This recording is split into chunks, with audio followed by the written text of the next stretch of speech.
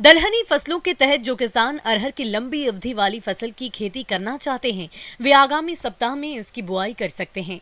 लेकिन इस फसल पर भरपूर पैदावार लेने के लिए किसान अरहर की कौन कौन सी किस्मों का चयन करें और बुआई करते समय किन किन प्रबंधनों को अपनाएं, इस बारे में अधिक जानकारी दे रही हैं कृषि विज्ञान केंद्र समस्तीपुर की कृषि विशेषज्ञ भारती उपाध्याय।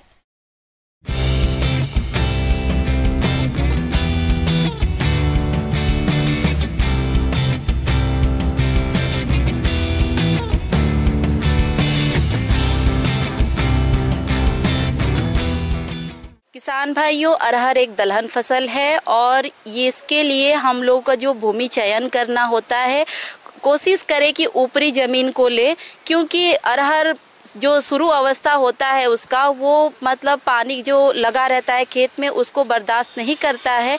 इसीलिए किसान भाइयों को ये सलाह देते हैं कि वो ऊपरी ज़मीन को ही सिलेक्ट करें। और इसके लिए अरहर बुआई के लिए खेत की तैयारी हम लोग 2 से 3 जुताई करके फिर उसमें पाटा देते हैं। उसके बाद अरहर के पौधे नम तथा शुष्क जलवायु वाले होते हैं। इसके पौधों की अच्छी वृद्धि के लिए नम जलवायु की आवश्यकता होती है। ऐसी जलवायु में पौधों में लगने वाले फूल, फली और दानों का विकास भी अच्छे से होता है। अत्यधिक बारिश वाले क्षेत्रों में इसकी फसल को नहीं करना चाहिए। 75 से 100 सेंटीमीटर बारिश वाले क्षेत्रों में इसकी खेती को किया जा सकता है। यदि किसान भाई अरहर की अच्छी फसल करना चाहते हैं तो इसके लिए उचित भूमि का चुनाव जरूरी है। जीवांश युक्त बलुई दोमट व दोमट मिट्टी वाली भूमि इसकी खेती के लिए अच्छी मानी जाती है। अरहर की अच्छी फसल के लिए खेत को अच्छे से तैयार कर लेना चाहिए। सबसे पहले खेत की अच्छे से जुताई करें। इसके बाद कल्टीवेटर से 2 व 3 बार जुताई करें। इसके बाद खेत को कुछ समय के लिए ऐसे ही छोड़ दें, जिससे खेत की मिट्टी में मौजूद कीड़े धूप से नष्ट हो जाएंगे। इसके बाद गोबर की खाद 10 से 15 टन खेत में डालकर जुताई कर अच्छे से मिला दें। इसके बाद पाटा लगाकर एक बार फिर खेत की जुताई करें। इस तरह से आपका खेत फसल लगाने के लिए तैयार हो जाएगा। अब बात करते हैं खाद उर्वरकों की, तो 10-15 किलोग्राम नाइट्रोजन, 40-45 किलोग्राम फास्फोरस तथा 20 किलोग्राम सल्फर की आवश्यकता होती है।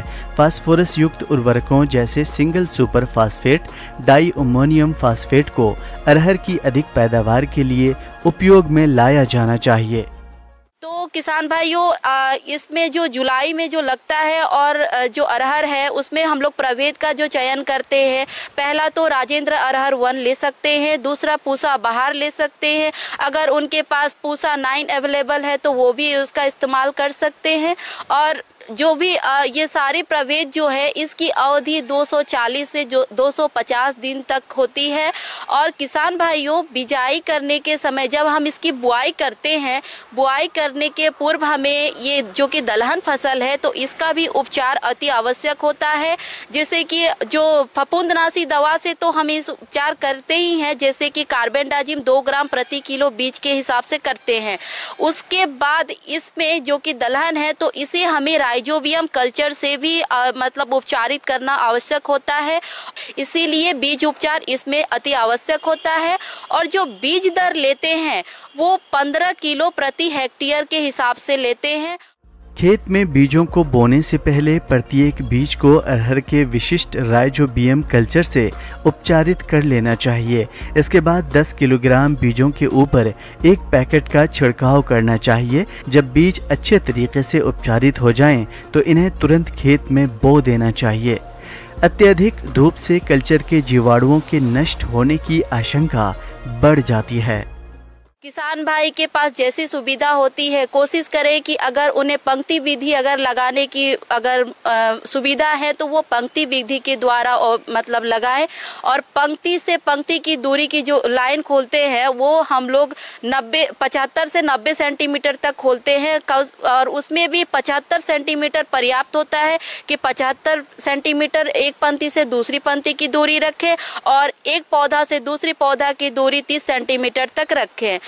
किसान भाइयों, अरहर की जो बुआई करने की जो दूरी होती है 75 × 30 सेंटीमीटर, यानी 75 एक पंक्ति से दूसरी पंक्ति की दूरी और 30 सेंटीमीटर एक पौधा से दूसरी पौधा की दूरी उपयुक्त होता है। किसान भाइयों को ये कोशिश करें कि इतनी दूरी पे ही बुआई करें।